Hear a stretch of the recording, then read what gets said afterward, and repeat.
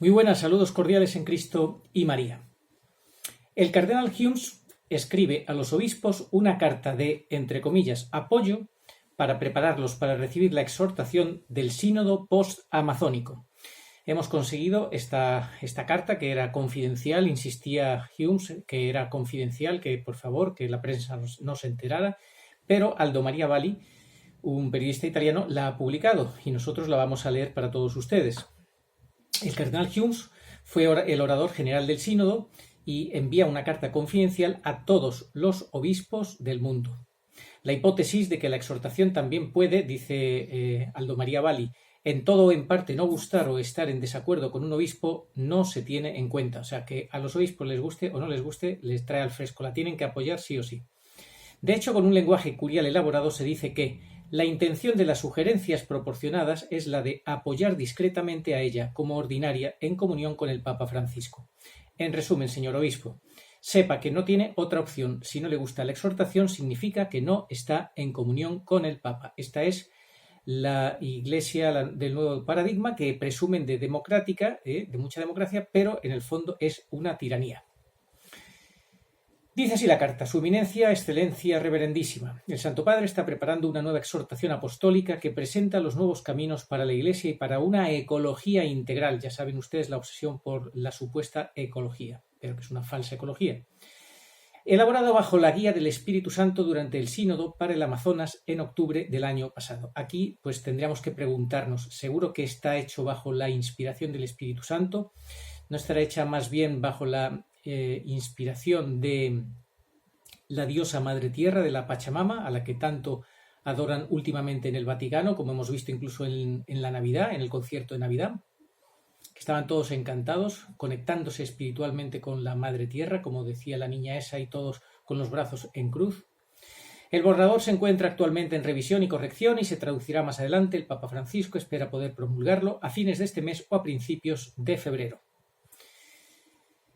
La exhortación es esperada con entusiasmo y despertará gran interés y diferentes respuestas. En consecuencia, como se hizo anteriormente con otros textos publicados por Bergoglio, Laudato Si, Amoris Laetitia, etc., el Santo Padre quisiera que los ordinarios locales reciban el texto directamente antes de que sea publicado y que la prensa comience a comentarlo.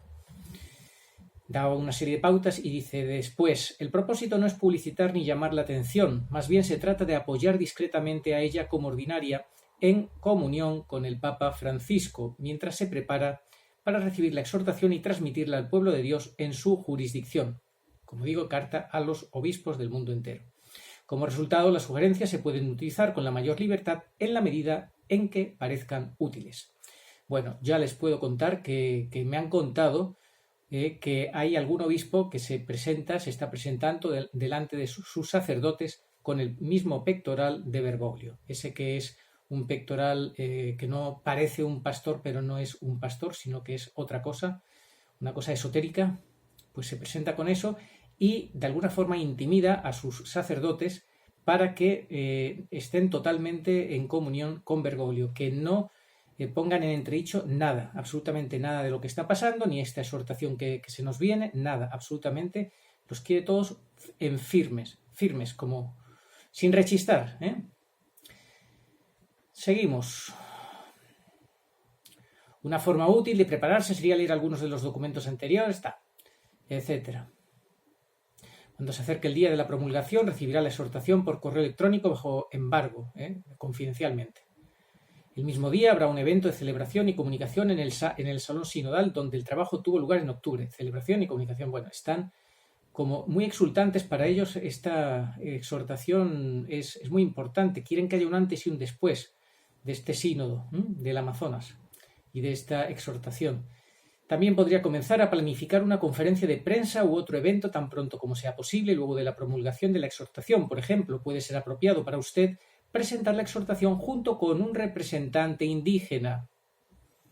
Si es posible, en su área, un oficial pastoral experto, un experto en temas ecológicos y un joven dedicado a la pastoral, la juventud. Ya sabemos que todo esto tiene unos tintes ideológicos de teología de la liberación y de manipulación muy claros, que ya los está Alex Holgado los está criticando, comentando y denunciando de una forma muy clara en algunos escritos que ha hecho y que algún día os traeré aquí.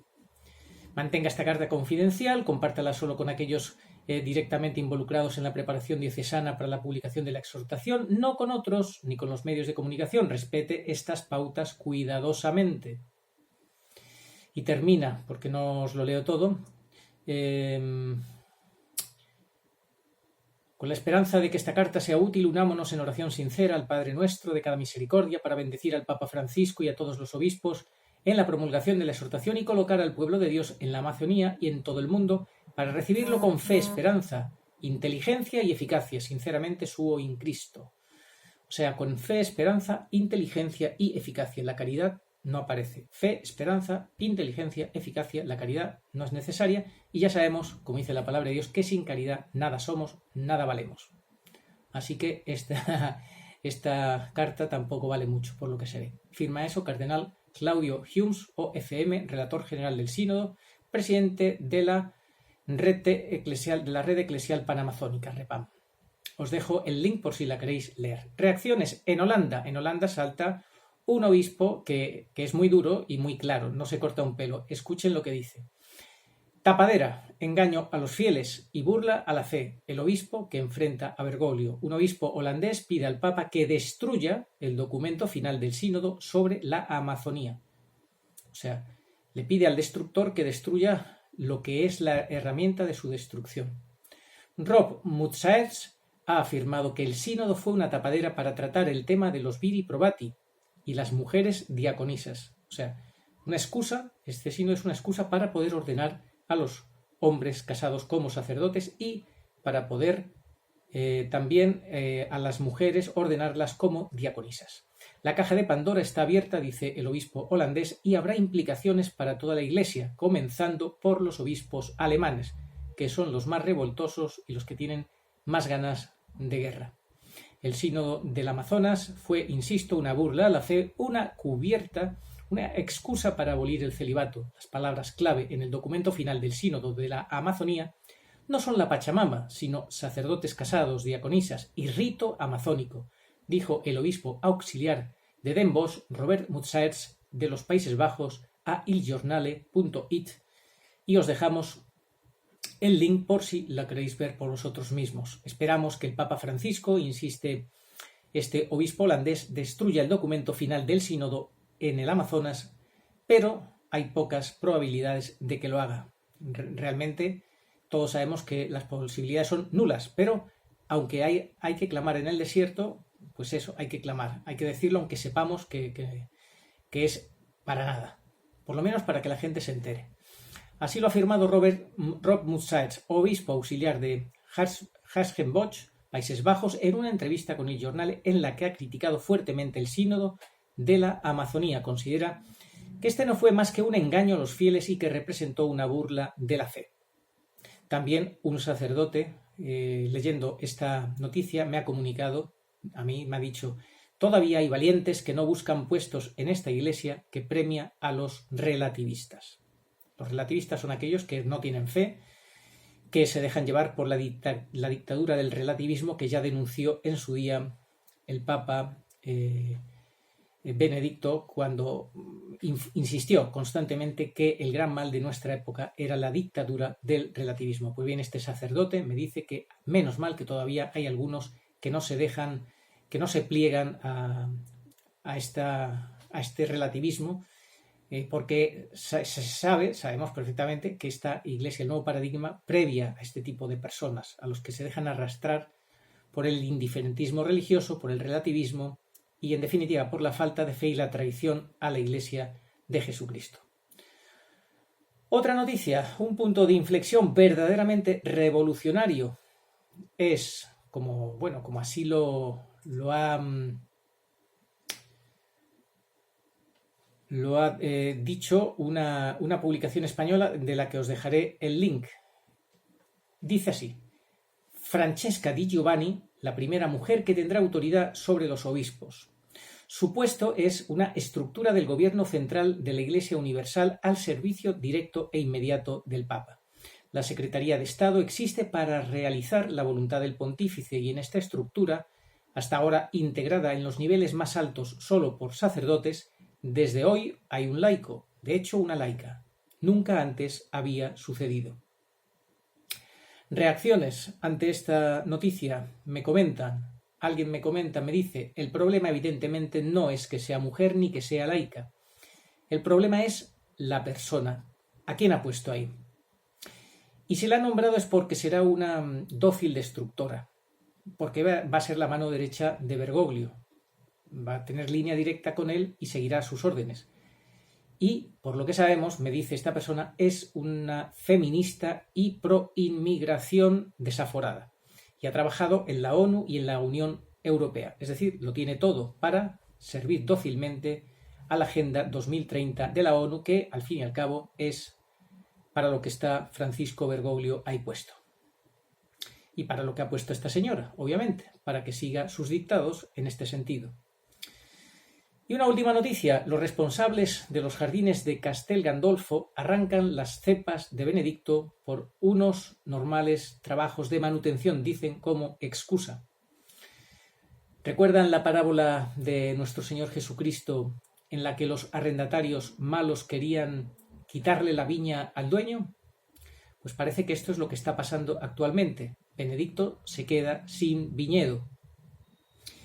¿No será esto, como digo, una imagen también simbólica de lo que está pasando en la iglesia de nuestro Señor?